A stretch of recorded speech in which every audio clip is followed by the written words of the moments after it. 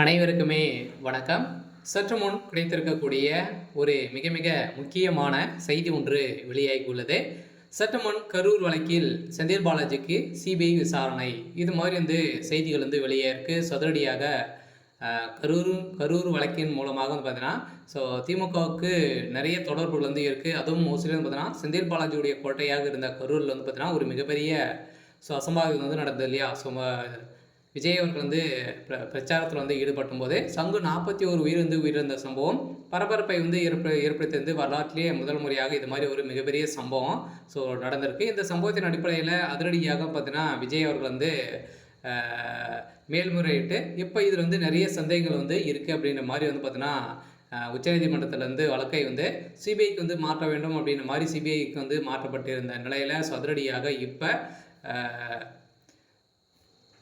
CBI விசாரணையில் செந்தில் பாலாஜி அவருடைய ஆட்டத்தை முடிக்கக்கூடிய அளவிற்கு சம்பவம் நடந்திருக்கு. சில பார்த்தீங்கன்னா இப்போ நிறைய ரகசியங்கள்லாம் பார்த்தீங்கன்னா இந்த கரூர் வழக்கு மூலமாக வெளியே வந்திருக்கு. அதனால் செந்தில் பாலாஜி அவர்கள் பார்த்தீங்கன்னா சிபிஐ விசாரணையில் கதற விட்டு இருக்காங்க. சில செந்தில் பாலாஜி அவர்கள் தான் பார்த்தீங்கன்னா இதில் கூட்டு சதிகளை செய்து ஸோ பார்த்தீங்கன்னா கூலிப்படையை இறக்கி செந்தில் பாலாஜி அவர்கள் தான் இது மாதிரி சம்பவங்கள் செஞ்சு வச்சுருக்காங்க அப்படின்ற மாதிரி இப்போ சிபிஐ விசாரணையில் ஸோ தெரிய வந்திருக்கு. சில திமுகவுடைய ஆட்டத்தை முடிக்கக்கூடிய காலம் வந்திருக்கு. சில பார்த்தீங்கன்னா அதிரடியாக முதல்வர் ஸ்டாலினுடைய கதையும் ஸோ முடிய போகுது. சில பார்த்தீங்கன்னா அதிரடியாக சிபிஐ விசாரணையில் முதல்வர் ஸ்டாலின் அவர்களுக்கும் இதில் ஸோ தொடர்பு இருக்குது அப்படின்ற மாதிரி இப்போ செந்தில் பாலாஜி அவர்கள் விசாரணைக்கு அப்புறம் பார்த்தீங்கன்னா முதல்வர் ஸ்டாலின் அவர்கள் சிபிஐ விசாரணைக்கு உட்படுத்தப்படும் அப்படின்ற மாதிரியும் ஒரு தகவல் வெளியாக இருக்குது. ஸோ இந்த தகவலின் அடிப்படையில் அதிரடியாக திமுகவுக்கு ஒரு மிகப்பெரிய கேள்விக்குறியாக இருந்திருக்கு. சில வருகின்ற சட்டமன்ற தேர்தல் வரப்போகுது. ஸோ அதுக்காக பார்த்தீங்கன்னா